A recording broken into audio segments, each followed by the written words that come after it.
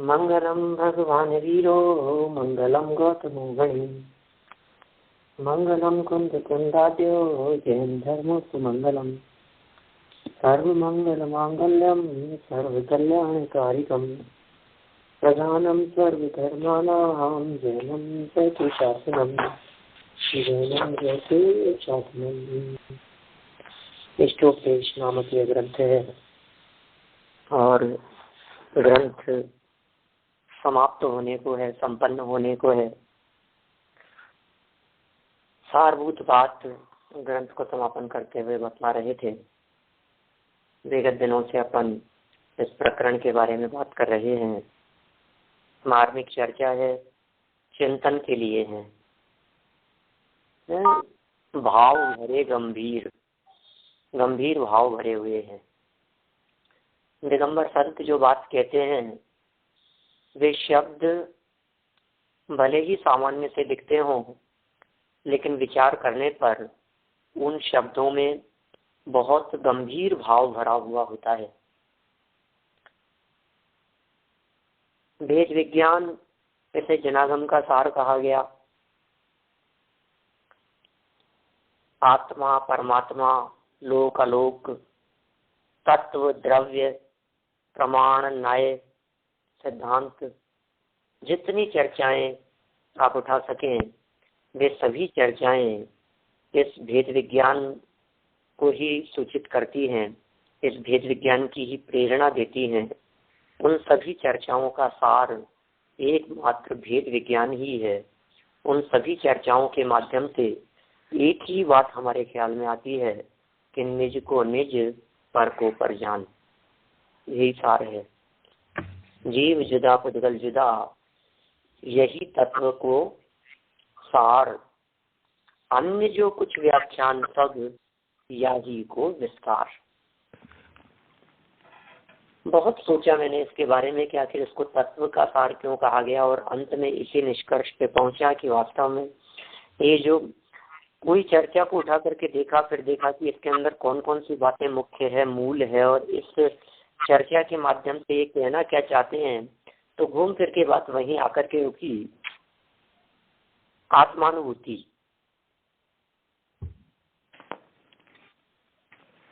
आप उठाइए कारकों की, कल अपन ने की भी थी थोड़ी बहुत चर्चा, चाहे वो कारक की चर्चा हो, चाहे चार अभाव की चर्चा हो, सामान्य गुणों की चर्चा हो या विशेष गुणों की चर्चा हो।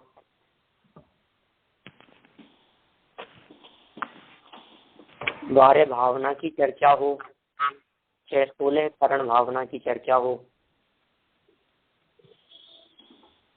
ध्यान का प्रकरण हो, चाहे 12 प्रकार के तप का प्रकरण हो,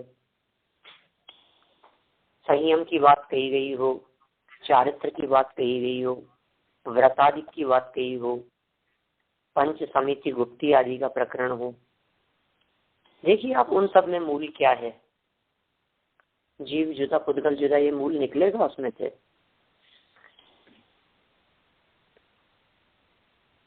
पांच समितियों का पालन करने वाले शिवभूति मुनिराज, 5 महाव्रतों का पालन करने वाले, कुछ नहीं जानने वाले, बस एक बात जानते थे, ये दाल धो रही है ना, छिलका और दाल।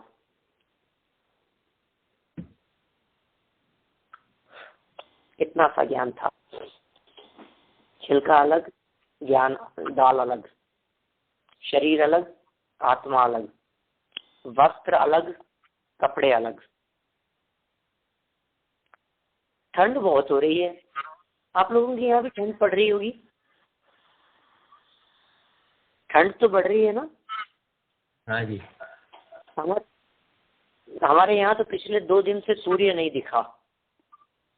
जयपुर में ठंड बहुत है, यहाँ राजस्थान में। तो ये जो ठंड दिख रही है और इसकी जो गलन हो रही है और जो तकलीफ हो रही है, जो पीड़ा दिखाई देती है, इस पीड़ा का असली कारण क्या है? मूल में ये पीड़ा क्या चीज है? शरीर को अपना माना है। बस अन्य नहीं जाना उसको, पुद्गल अन्य, ये जो पुद्गलश्च अन्य कह दिया है ना, ये सारा सार है यहाँ। पुद्गल अन्य है, पुद्गल अन्य है, शरीर अन्य है। ठंड जिसे लग रही है, ठंड क्या चीज है? स्पर्श नामक गुण की पर्याय है ठंड। पुद्गल द्रव्य के स्पर्श गुण की पर्याय का नाम ठंड है। पुद्गल नाम का द्रव्य, स्पर्श नाम का गुण और उसकी ये ठंड, शीत नामक पर्याय, इसका नाम ठंड है। अब बोलो ये किसकी है? हमारी है कि पुद्गल की है?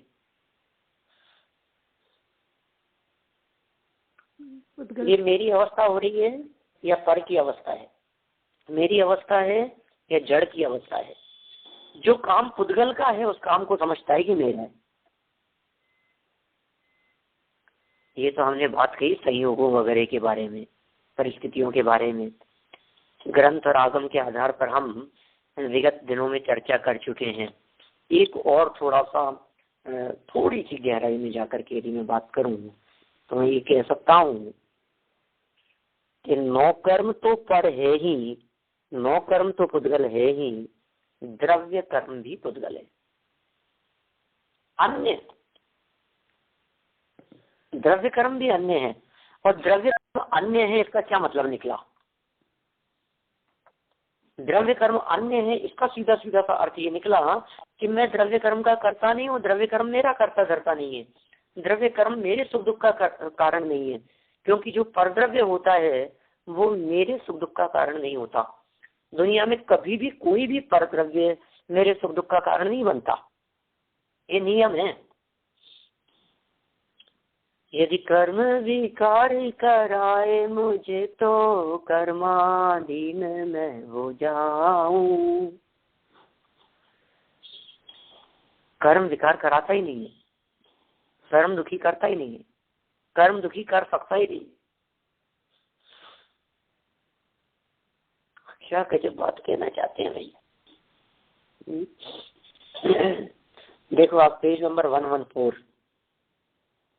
114 नंबर पेज, चंद पढ़ा था, उसकी टीका पढ़ी थी, इसका भावार्थ पढ़ता हूँ।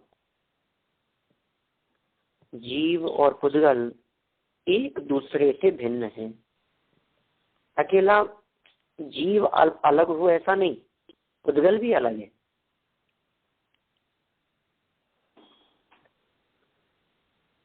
आप क्या बात कर रहे हो? ये दोनों ही यदि अलग अलग हैं तो तकलीफ किस बात की है?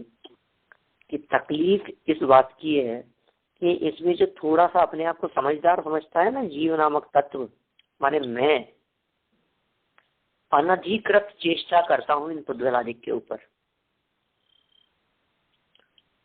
ये मेरी जबरन है ये चेष्टा। पुद्गल तो मुझे अपना मानता नहीं है, पुद्गल तो मुझे अपना कहता नहीं है, और मैं पुद्गल को अपना कहता हूं। यहाँ तकलीफ खड़ी हो जाती है। मैं पुद्गल पदार्थों को अपना कहता हूँ, पुद्गल मुझे अपना नहीं कहता है।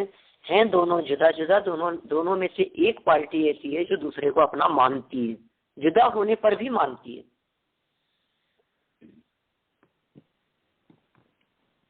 यहाँ गड़बड़ है सब। देखिए भिन्न है, इसलिए जीव पुद्गल का और पुद्गल जीव का कुछ नहीं कर सकता। वो मेरा नहीं कर सकता, मैं उसका नहीं कर सकता। तथापि वे एक दूसरे का कुछ करते हैं ऐसा माना जाए तो दोनों द्रव्यों की भिन्नता नहीं रहती, और अभिप्राय में द्रव्यों का अभाव होता है।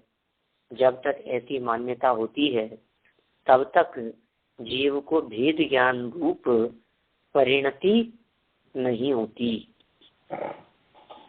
तब तक वास्तव में तू में नहीं होती। अभिप्राय में दो द्रव्यों का अभाव हो गया, उसके अभिप्राय में भिन्नता चाहिए।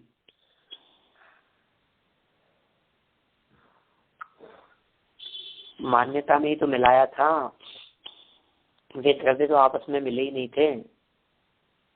जीव और पुद्गल इन दो द्रव्यों को भला कोई मिला सकता है क्या? जीव और पुद्गल इन दो द्रव्यों को कोई मिक्सअप कर सकता है क्या? तो फिर जुदा करने की बात दृष्टि में मिलाया था और दृष्टि में ही जुदा करना है, बस दृष्टि में ही मिलाया है, दृष्टि में ही जुदा करना है। अभिप्राय में मान्यता में मिलाया था और मान्यता में जुदा करना है। इतना सरल सा मार्ग है ये भेद विज्ञान जगत में नहीं करना है। ये भेद विज्ञान कहीं बाहर में नहीं होगा, किसी पदार्थ में भेद विज्ञान नहीं है। भेद विज्ञान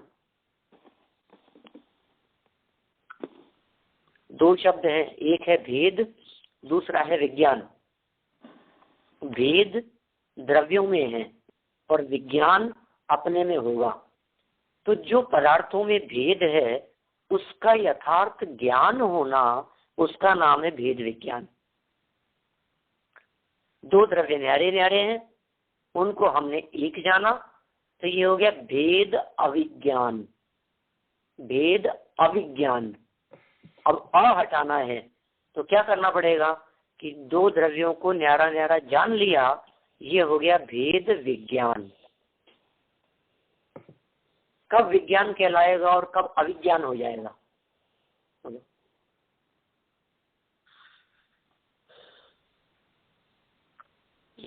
विज्ञान का फल है मुक्ति और अविज्ञान का फल है संसार।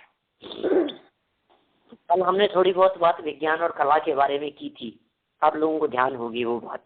माने ये प्रैक्टिस जब होती है तो वो कला कहलाती है, रिपीटेशन जहाँ होता है वो कला कहलाती है।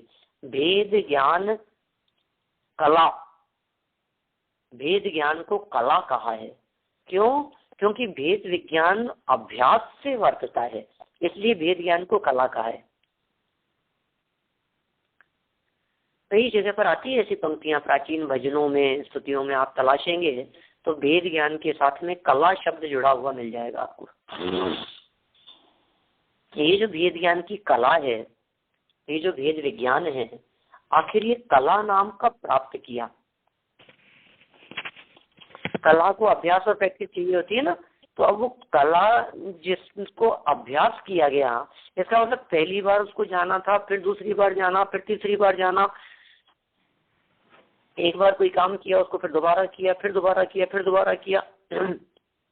बार बार जब हमने उस काम को किया तो जो करते करते उस कार्य के करने में जो परफेक्शन आ गया, निखर गया, वो चीज क्या समझिए आप? कला। डॉक्टर है, कोई ऑपरेशन करता है, पहली बार ऑपरेशन करे और फिर दोबारा ऑपरेशन करे, फिर तीसरी बार वही ऑपरेशन करे, बार बार में करे।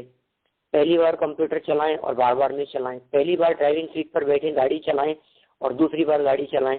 जितनी ज्यादा बार गाड़ी आपके हाथ से निकलेगी उतना ज्यादा परफेक्टनेस आएगी। गाड़ी को सीखना ये विज्ञान है, गाड़ी बनाना सीखना ये विज्ञान है, गाड़ी का आविष्कार ये विज्ञान है। लेकिन उसको बार बार चलाते हुए जो उसका अभ्यास है वो कला है। भेद विज्ञान, ये भेद विज्ञान को विज्ञान शब्द यद्यपि दिया है, लेकिन ये विज्ञान कला के साथ में है। ये भेद विज्ञान अकेला विज्ञान नहीं है, इस विज्ञान में कला भी है। ये कैसी कला है? ये ऐसी कला है कि मिले हुए को भी भिन्न भिन्न देख ले वे, ये कला। ये ऐसी कला है जो कला हंस के मुख में होती है ना, दूध और पानी मिले हुए हैं और उनमें से पानी को अलग कर दे और दूध को ग्रहण कर ले वे, ये कला नहीं है हंस के पास में। इसी को तो कला कहते हैं। और कला क्या चीज है? इसी का नाम कला है कि किसी बात को सुना और सुन करके हमने उस चीज को गहराई से पहचान लिया, ये कला है। हम जैसे दूसरों को प्रसन्न रखने की कला है, भोजन बनाने की कला है। आपके पास में आपकी ये कला तो जबरदस्त है साहब। क्यों है वो कला? म्यूजिक, सिंगिंग, ये कला है एक। क्यों? क्योंकि पहली बार में कोई व्यक्ति बहुत अच्छा नहीं गाता, लेकिन बार बार में गाते गाते गाते गाते कलाकार बन जाता है। तो इस वेद विज्ञान को हम कला बनाएं, अपने में वो कला डेवलप करें, अपने में उस कला का विकास करें। बैठे एकांत में, शांत चित्त से बैठे, कौन हूं मैं, कैसा स्वरूप है मेरा, ये गुणधर्म मेरे हैं, ये शरीर मुझसे भिन्न है, मैं इसका करता हूं या अकर्ता हूं। करता हुआ तो दिखता हूं, क्या करता हूं? यदि मैं अकर्ता हूं तो मुझे ऐसा क्यों लगता है कि मैं शरीर से चलता हूं? मुझे ऐसा क्यों लगता है कि मैं बोल रहा हूं? ये भेद विज्ञान क्यों नहीं हो पा रहा है? वाणी और वाणी के विकल्प, वाणी पुद्गल है, विकल्प भी त्वर है, विकल्प भी क्षणिक है, और इन वाणी और विकल्पों से परे अंदर में चैतन्य ध्रुव तत्व, वो मैं बैठा हुआ हूं। ये कला कैसे होगी? जैसे आपने कभी वो देखा, एक इस तरह का ध्यान दर्शन के रूप में इस तरह के कई चित्र आते हैं जो जिनके ऊपर आप ध्यान एकाग्र करो, ध्यान केंद्रित करो तो उसमें आपको दिखने लगता है, कुछ दृश्य दिखने लगते हैं, ओम दिखने लगता है, ओम दर्शन, महावीर दर्शन, इस तरह की बहुत बातें हैं। बीच में तो बहुत प्रचलन था उन चीजों का। तो चित्र इस तरह के बने हुए होते हैं कि आपके उपयोग की एकाग्रता हो वहां, तो आपको उसमें कुछ एक विशिष्ट प्रकार की आकृति के दर्शन होने लगते हैं। एकाग्रता, आपने यदि फर्स्ट टाइम वो किया है तो फर्स्ट टाइम करने में हो सकता है आपको बहुत टाइम लग जाए, सेकंड थोड़ा सा कम, थर्ड, तीसरी बार, चौथी बार, और जब आपने अनेकों बार कर लिया है अब तो चीज कला हो गई है, अब आप आंखों के सामने लाते हैं और आपको वो दिखता है, ये कला है। ये वेद ज्ञान की कला जिन ज्ञानियों के पास में है, खाते खाते भी वेद विज्ञान होता रहता है।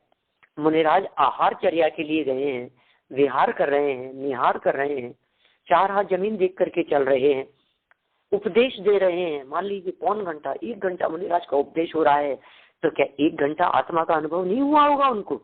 आत्मदर्शन उसका इतना अभ्यास है कि बोलते बोलते अंदर में चले जाते हैं। ये अभ्यास, ये कला है। उपसर्ग के काल में भी बड़ी अद्भुत स्थिति है उन ज्ञानियों की। इस भेद ज्ञान कला के दम पर वे अपने जीवन को बहुत उत्कृष्टता से बिताते हैं। इस भेद ज्ञान कला से वे अपने कर्मों को काटते हैं। इस भेद ज्ञान कला से उनका सम्यक वृद्धिंगत होता है, श्रद्धान मजबूत होता है, चारित्र बढ़ता है, ज्ञान का विकास होता है, उपयोग अपने में लीन होता है, मोक्ष मार्ग में कदम बढ़ते हैं, गुणस्थान बढ़ते हैं, सीढ़ी आरोहण होता है, केवल की प्राप्ति होती है, वितरागता हो जाती है, अरहंत दशा फिर सिद्ध दशा की प्राप्ति हो जाती है। ये कला, वो कला की पूर्णता। उस कला की शुरुआत हुई थी 4थे गुणस्थान से, और यदि पहले बात करें हम तो उस कला की शुरुआत हुई हम लोगों के, आपके जीवन से। हम आपके जीवन में जो ये तत्व ज्ञान के संस्कार हैं, जो जीव जुदा पुद्गल जुदा, ये जो संस्कार हैं, ये संस्कार हमारी उस कला को धीरे धीरे निखारते हैं। उदय आया कर्म का, पाप कर्म का उदय आया। हमें तो भरोसा नहीं है अभी आत्मा पर भरोसा तो बहुत दूर की बात है। त्रिकाली ध्रुव ज्ञाय भगवान पे भरोसा तो छोड़िए, हम आप लोगों को अपने उदय पे भी भरोसा नहीं। अपने उदय पर भरोसा हो तो क्यों इधर उधर भाग दौड़ करता फिरे? अपने उदय पर भरोसा हो तो क्यों आजीविका के लिए, धन के लिए, अनीति अन्याय बेईमानी क्यों शरीर की स्वस्थता के लिए भक्ष्य भक्ष्य का विचार किए बिना दिन रात भखे, न दिन का विवेक है न रात्रि का विवेक है, न खान पान की शुद्धता है न आचरण की शुद्धता है। शरीर के लिए कुछ भी विवेक नहीं है। इसलिए ये भेद ज्ञान जिसको यहाँ कला कह दिया गया है, ये भेद ज्ञान जो जीव कर्म के जुदा करण को ये ही पैनी छेनी है, जिनवाणी मोक्ष न सेनी है। ये जिनवाणी स्तुतियों के अंदर पहले के समय में बहुत पुरानी वृद्ध महिलाएं वगैरह बहुत गाया करती थी। जब हम बहुत छोटे थे ना, 25 साल पहले की बात करता हूँ, 30 साल पहले की बात करता हूँ, उस समय ये हमारे दादी जी वगैरह बहुत बोलते थे जिनवाणी स्तुति। मंदिर में शास्त्र सभा में जब हम लोग जाते थे उंगली पकड़कर, तो ये शास्त्र सभा के बाद में जिनवाणी स्तुति बोली जाती थी। जीव कर्म के जुदा करण को यही पैनी छेनी है, जिनवाणी मोक्ष न सैनी है। ऐसा जीव कर्म के जुदा करण को कौन? भेद ज्ञान कला। क्या है? पैनी छेनी है। ऐसी पैनी छेनी चाहिए हमारे को, ऐसी छेनी का प्रयोग करना है जिस छेनी के माध्यम से जीव जुदा हो जाए, कर्म जुदा हो जाए। जीव और कर्म ये दोनों जुदा जुदा हो जाए, ऐसी छेनी लगानी है हमारे को। और जब इस छेनी का प्रयोग किया, जीव और कर्म इन दोनों छेनियों को हमने छेनी से इन दोनों को हमने अलग अलग कर लिया, फिर जीव नामक पदार्थ आनंददायक और कर्म नामक पदार्थ बोले पुद्गल के खाते में रख दो इसको।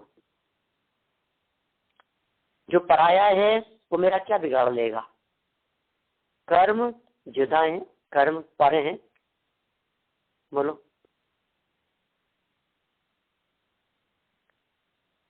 अब बंद से भी डर नहीं लगता। अब किससे डर लगे? बोलो, बंद से डरूं या उदय से डरूं? सोचो जरा, कल्पना करो आप। कर्म के बंधन से तो डरो। बहुत से लोग ऐसा कहते हैं, अरे डरो भैया, कर्म से तो डरो, पाप से तो डरो, कर्मों से तो डरो, हमसे मत डरो, लेकिन अपने खोटे कर्मों से तो डरो, जब फल मिलेगा तो क्या होगा? उनको कहते हैं यहाँ, उनको क्या कहते हैं? देखो, जिन कर्मों की तुम बात कर रहे हो ये कर्म जुदा है मुझसे, नहीं बिगाड़ सकते मेरा कुछ भी। हमने कह दिया कर्मों को, जाओ तुम्हें बिगाड़ना हो तो बिगाड़ लो। तुम में जितनी ताकत है जोर लगा के देखो, तुम मेरा कुछ नहीं बिगाड़ पाओगे। कह दिया हमने दृढ़ता से उन कर्मों को। जब तक मैं कमजोर तब तक कर्म बलवान, और जब मैं बलवान तो कर्म कमजोर। बिल्कुल ऐसा ही है। सुबह मोक्ष मार्ग प्रकाशक में हमारे यहाँ दैनिक प्रवचन में आजकल 6वां अध्याय चलता है दैनिक क्रम में, और 6वें अधिकार में आजकल व्यंतरों की चर्चा चल रही है, व्यंतरवासियों की, व्यंतरवासी देवों की। आज सुबह हमारे ऐसा प्रकरण आया, उसमें ये लिखा पंडित जी साहब ने कि देख, तू कमजोर होता है तो व्यंतर तेरे ऊपर हावी होता है, और तू यदि दृढ़ निश्चय करे कि मैं इनको नहीं मानता तो वो तेरा कुछ नहीं करता, वो चला जाता है। वो तेरे ऊपर चलाने का प्रयास भी नहीं करता, वो दादागिरी भी नहीं करता। वो समझ जाता है कि ये दृढ़ है, ये तो मेरी मानेगा नहीं, इस पर मेरी चलेगी नहीं। अब देख ले, तू बलवान है या व्यंतर बलवान है? भूत बलवान है, पिशाच बलवान है। लगता है डरते हैं भूत के। भूत जो है ये सुनती घबराहट होती है, भूत शब्द। ऐसा लगता है हमारे को भूत आ गया, अरे राम, डर लगता है भूत से, व्यंतरों से डर लगता है, भूत पिशाच। तुम क्यों डरते हो उनसे? वो तुम्हारा कुछ नहीं बिगाड़ सकते। कोई व्यंतर कोई भूत तुम्हारा कुछ भी बिगाड़ने में समर्थ नहीं हो सकते। 3 लोक तेहु काल माही नहीं, बिगाड़ सके वे तेरा, ऐसा है स्वरूप। 3 लोक 3 काल में उन व्यंतरों की ताकत नहीं जो मेरा कुछ बिगाड़ सके। क्यों? क्योंकि वे पर हैं। कि साहब कोई बात नहीं, व्यंतर तो नहीं बिगाड़ेंगे, लेकिन अपने पाप कर्म की वजह से तो बिगाड़ होता है ना। जब पाप कर्म का उदय होता है तब तो संकट दिखता है ना, धोखे में हूं, धोखे में। क्या दृष्टि हटाओ, दृष्टि बदलो। पाप कर्म का उदय दुखी करने में समर्थ नहीं है। ये कर्म पर है, ये कर्म पुद्गल है। कर्म पुद्गल के परमाणु, और कर्म का उदय भी पर में ही आता है। कर्म का उदय जीव में नहीं आता। कर्म का उदय जीव में आता ही नहीं है। ये साहब आपको पता नहीं है कि जीव विपाकी कर्म प्रकृतियां अरे होंगी, कौन परवाह करता है उसकी। कर्म का उदय कर्म में आता है, कर्म का उदय मुझ में नहीं आता। कर्म का उदय, उदय क्या चीज है, कर्म क्या चीज है ये? धूल के कण हैं पुद्गल परमाणु, धूल के कण ये पुद्गल परमाणु हैं, ये कुछ भी नहीं करते मेरा। उन पुद्गल परमाणुओं का परिणमन तो मेरा क्या कर लेगा? किसमें होगा वो परिणमन? पुद्गल का परिणमन पुद्गल में, कर्म का परिणमन कर्म में। मुझसे जुदा, मुझसे भिन्न। अब डर किस बात का? अब बंधन से डर लगेगा क्या कि नहीं? तो फिर उदय आने पर तो डर लगेगा कि नहीं? उदय में भी डर नहीं लगेगा, क्योंकि उदय भी मुझ में नहीं आता। उदय भी उन कर्मों का परिणमन अपना है, वो न्यारा है।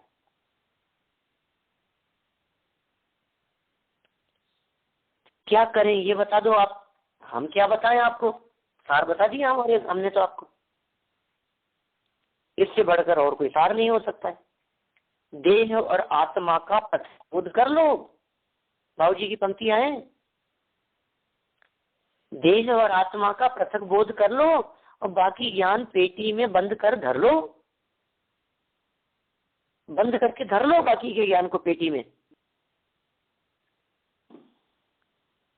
भैया कुछ भी काम नहीं आएगा, ना सोना काम आएगा, ना चांदी आएगी।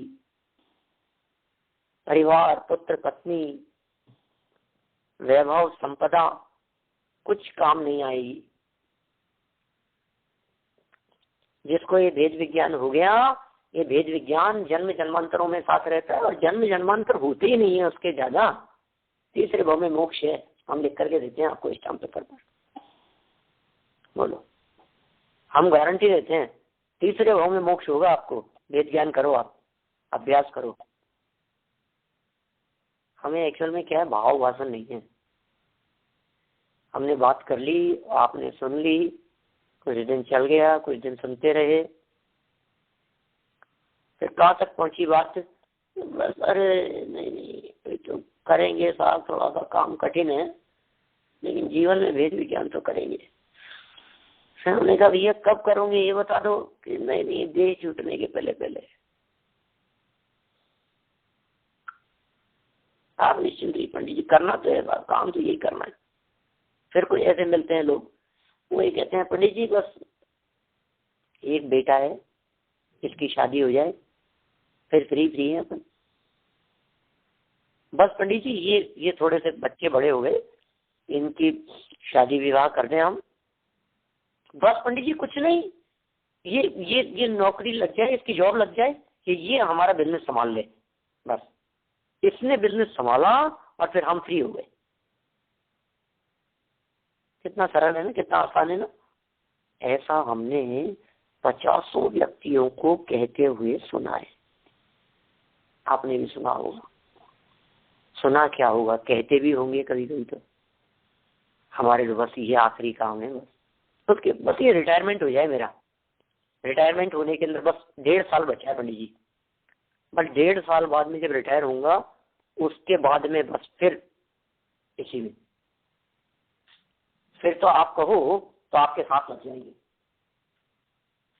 जैसा आप कहो। कैसे देखो, बातें कितनी अच्छी लगती है हमारे को, भावना बहुत अच्छी है, बातें बहुत अच्छी है। हाँ सही है साहब, बहुत अच्छा है, करने योग्य तो यही है। सब छोड़ छाड़ करके इसी में लगेंगे, सब छोड़ छाड़ के लगेंगे। 2 दिन की छुट्टी मिलती है तो शिमला भागता है। 1 वीक का टाइम निकालता है तो अलास्का जाने की सोचता है। बोलो,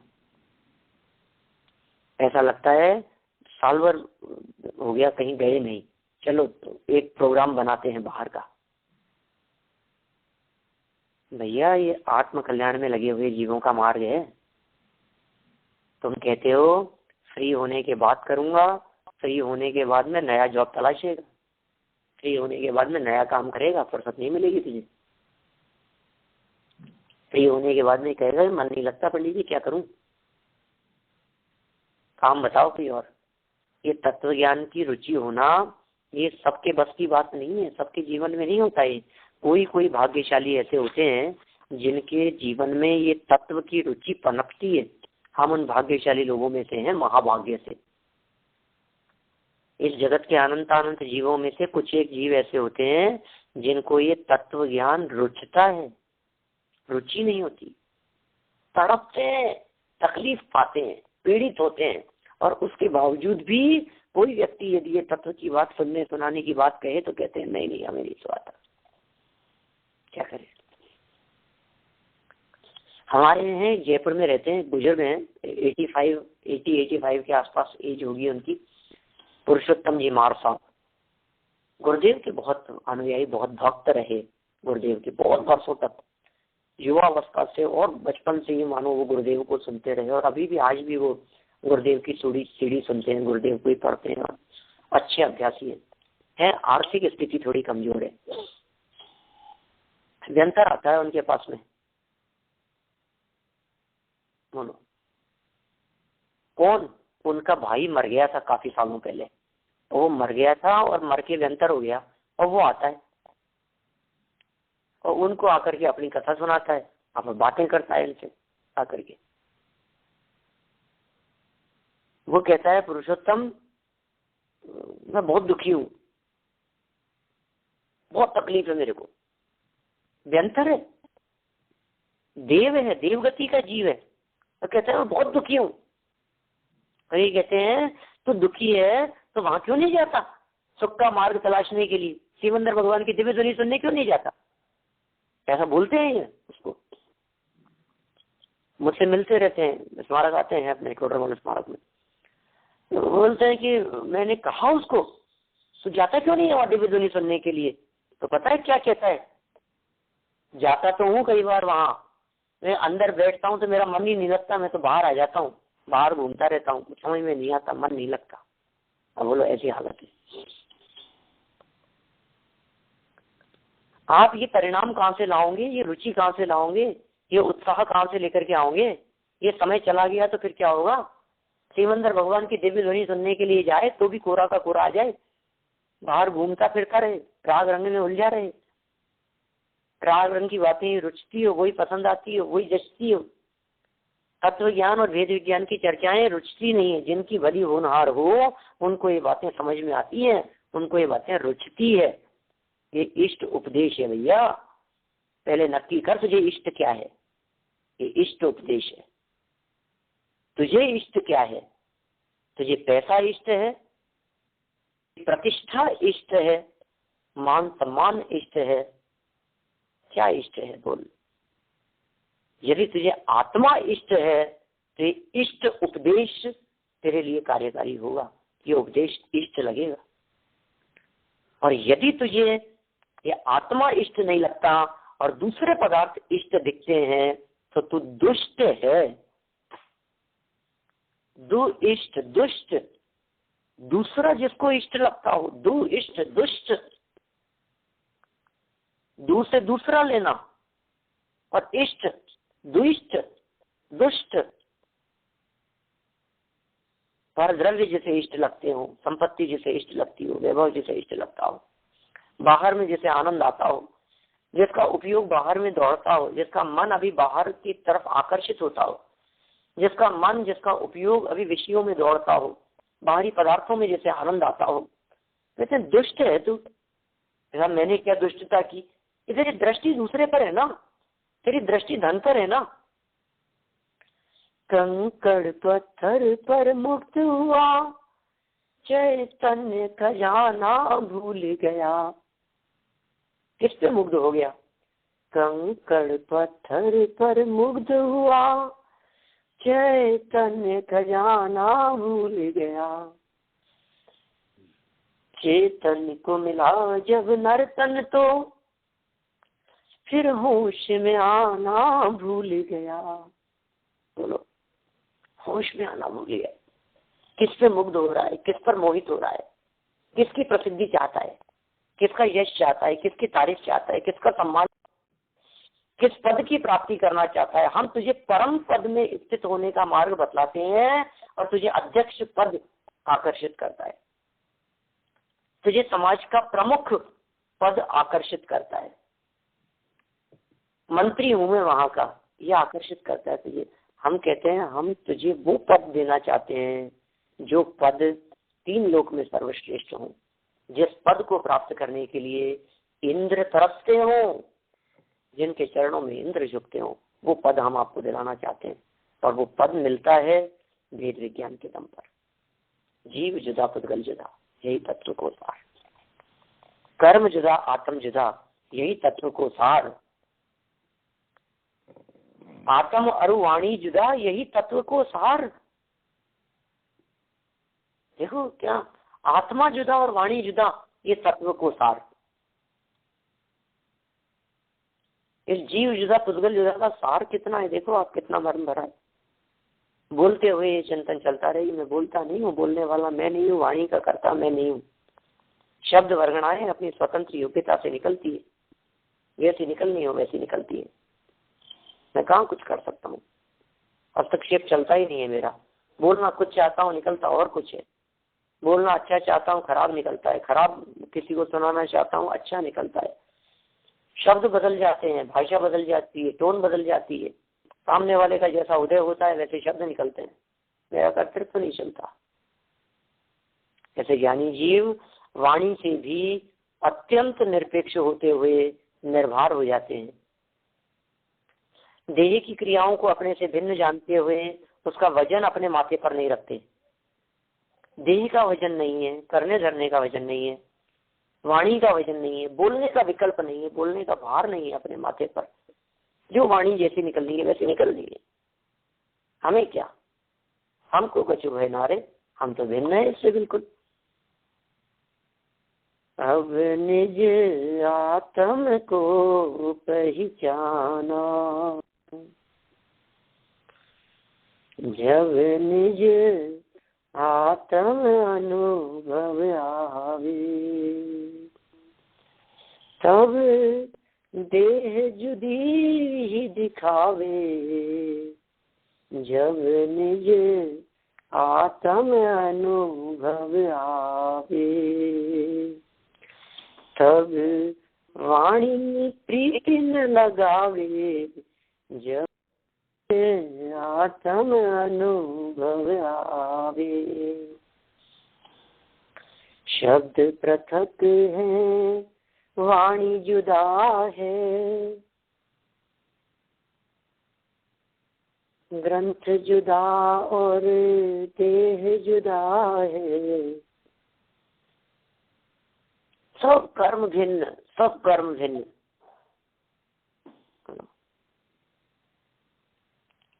फ्री हो गए आप, निर्भर कर दिया आपको, वजन उतर गया सर पर से। हल्के हो जाओ। जो जितने भारी होते हैं वे डूबते हैं, और जो जितने हल्के होते हैं वे ऊपर जाते चले जाते हैं, तो ऊपर चढ़ते हैं। सिद्धालय मार्ग हल्के हो जाना, निर्भर हो जाना। निर्भर हो गए हम, अत्यंत निर्भर हो गए। इस भेद ज्ञान की परिणति के माध्यम से जब ऐसी मान्यता होती है हमारी कि 2 द्रव्य भिन्न भिन्न हैं, जीव भिन्न है, पुद्गलादि भिन्न भिन्न है, जब ऐसी मान्यता होती है तब जीव को भेद ज्ञान रूप परिणति नहीं होती। तब तक, जब तक ऐसी मान्यता होती है तब तक भेद ज्ञान रूप परिणति नहीं होती। देखिए 4 लाइनें और बची है, हम इसको संपन्न करते हैं इस प्रकरण को। बहुत मार्मिक है भाई। आत्म सन्मुख होकर भेद ज्ञान द्वारा आत्म तत्व का निर्णय करना, पर सन्मुख होकर नहीं, विषयों के सन्मुख होकर नहीं, टीवी के सन्मुख होकर नहीं, व्यापार के सन्मुख होकर नहीं, परिवार के सन्मुख होकर के नहीं, धनादि के सन्मुख होकर के नहीं, और देवशास्त्र गुरु के सन्मुख होकर के भी नहीं, जिनवाणी के सानिध्य में बैठ करके भी नहीं। आत्म सन्मुख होकर आत्म निर्णय, आत्म तत्व का निर्णय करना, विधि क्या है उसकी? भेद ज्ञान। सन्मुख बैठा हूं आत्मा के, दृष्टि है आत्मा की तरफ, मुख है अंतर में, अंतरोन्मुखी है वृत्ति, विधि है वेद विज्ञान, और निर्णय करना है आत्म तत्व का कि बाकी का क्या होगा, कि जुदा करो उनको, पृथक करो जो अपने नहीं है उनको, इस जीव के साथ उन पुतलों को जुदा करो। यह तत्व कथन का सार है, ये समस्त तत्वों का सार कह दिया है। आचार्यों ने विस्तार रुचि वाले शिष्यों को लक्ष्य में रखकर जो भेद प्रभेद से कथन किया है वह सब इसका, इस तत्व संग्रह का ही विस्तार है। जीव समाज की चर्चा करो, 406 तक भेद कर दिए। पर्याप्ति प्राण उपयोग की चर्चा करो, कितने प्रकार से चार्ट बनाए जा सकते हैं, कितना कितना विस्तार किया जा सकता है। मैं कहता हूँ कर्मों का ही यदि आप चार्ट बनाओ तो बहुत बड़ा चार्ट बन जाता है कर्मों का, ज्ञानावरणी आदि कर्मों का। पहले द्रव्य कर्म, भाव कर्म और नो कर्म, 3 भेद कर दिए। फिर तीनों का अलग अलग बतलाया। फिर द्रव्य कर्म के 2 भेद कर दिए, अघातिया और घातिया। फिर अघातिया के और उत्तर भेद बतलाए और घातिया के 2 भेद कर दिए, देशघाती और सर्वघाती। फिर देशघाती के अंदर भेद कर दिए, फिर सर्वघाती के अंदर भेद कर दिए। फिर मूल कर्मों के नाम गिनाने के बाद में फिर उनके उत्तर भेद कर दिए। कितने कितने लंबे चौड़े भेद प्रभेद करो आप, जितना विस्तार करोगे आप, वो सारा का सारा विस्तार सब ग्रंथों में, आगमों में भरा हुआ है। और उस विस्तार रुचि वाले शिष्यों को लक्ष्य में रख करके जो भी कथन किए हैं उन सब का सार क्या है, ये सार बतला रहे हैं हम जैसे संक्षिप्त रुचि वालों के लिए, हम जैसे लोगों के लिए जिनके पास में समय कम है, जिनके पास में समय सीमित है, काम बहुत है, समय सीमित है। काम तो बहुत है हमारे पास में, समय बहुत अल्प है। इसका ही विस्तार है, ये संक्षेप में कह दिया। वह सब इसका अर्थात इस तत्व संग्रह का ही विस्तार है। टीकाकार उसका अभिनंदन करते हैं, सहर्ष स्वीकार करते हैं। वाह! मूल गाथा रची आचार्य पूज्यपाद स्वामी ने, श्लोक की रचना की, संस्कृत की 2 पंक्तियों की रचना हुई पूज्यपाद स्वामी के कर कमलों के माध्यम से, और उसकी टीका करते हुए टीकाकार पंडित प्रवर, पंडितों में श्रेष्ठ आशाधर जी, ये आशाधर जी उस बात को सहर्ष रूप से स्वीकार करते हैं, उसका अभिनंदन करते हैं। वो कहते हैं धन्य है हम जो ऐसे गुरु के शिष्य हैं, धन्य है हम जिनको इतनी सरल भाषा में 2 पंक्तियों के अंदर सारा सार बतला दिया। बोलो, ज्यादा की जरूरत ही नहीं, थोड़ा सा मिला बहुत। देखो आप भी क्या चाहते हो, हर चीज को कंप्रेस करके रखना ये अपनी एक आदत होती है। आज यदि आपको धन भी संपत्ति भी रखनी हो, वैभव को भी रखना हो, तो आप शॉर्ट से शॉर्ट में रखना चाहते हो, कम से कम हो करके, छोटे छोटे से नहीं। $1 बहुत सारे हो गए आपके पास में, बहुत इकट्ठे हो गए, तो आपका मन करता है कि यार ये जो $1 है ना, ये सब बंद करके $100 का नोट मिल जाए अपने को, ये सोचते हैं अपन। अभी एक एक कब तक संभालते रहे, एक एक किसी को दे दो और उनसे कहो कि भैया ये इसको रख ले और 100 का दे दे हमारे को एक, ये बंद जाए। शॉर्ट चाहिए, कंप्रेस होकर के चाहिए। जब वो थोड़ा थोड़ा इकट्ठा होता है तो आप उन सबको जोड़ करके एक बड़ी FD बनाना चाहते हैं, एक जगह सिमट जाए। जब आपकी संपत्ति अनेक स्थानों पर बिखरी हुई होती है, उन सबको समेट करके आप किसी एक स्थान पर एकत्रित करना चाहते हैं, और उसको भी और अधिक कंप्रेस करके किसी रत्न के रूप में, किसी ऐसे प्रीशियस स्टोन के रूप में, बहुत कीमती बहुमूल्य ऐसे रत्न के रूप में हमने उसको गर्भित किया, जिससे कि वो तिजोरी में आ सके। $1 के नोट रखते हैं आप लोग तिजोरी में? नहीं रखते। तो क्या करते हैं, जब ये बढ़ते बढ़ते बढ़ते बढ़ते जब बड़े हो जाते हैं और कम जगह घेरने वाले होते हैं, फिर वो हमारी तिजोरी की शोभा बनते हैं। इसी तरह से जब ग्रंथ बहुत लंबा है, ग्रंथ बहुत बड़ा है, साहित्य बहुत है, आगम बहुत है, तो कब इन सब में से हमारी कंठ रूपी तिजोरी में धारण करने योग्य कौन से शब्द हो सकते हैं, वो बतलाइए। तो कहा जीवो अन्य उद्गलश्चन्य इत्यसौ तत्व संग्रह यदन्य उच्यते किंचित सोस्तु तत्व विस्तर। इन दो पंक्तियों को आप याद करें, इन दो पंक्तियों को अपने हृदय में बैठाएं, इन दो पंक्तियों का चिंतन करें, और यदि ये कंठ में बस गई तो फिर आंख से दिखाई देता हो या नहीं, कान से सुनाई देता हो या नहीं, मुख से बोला जाता हो या नहीं, कितनी भी वृद्धावस्था और कितनी भी अशक्त अवस्था हो, ये दो पंक्तियां हमारे जन्म मरण की संतति को, जन्म जन्मांतरों की संतति को नष्ट करने में समर्थ हो सकती है।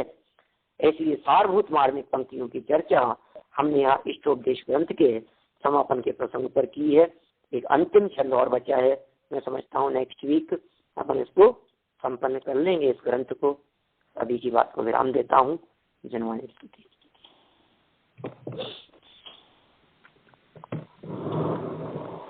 वाणी के ज्ञान के सूझे लोकालोक, सो वाणी मस्तक नमूंगी सदा देत हूँ धूप, सदा देत हूँ धूप।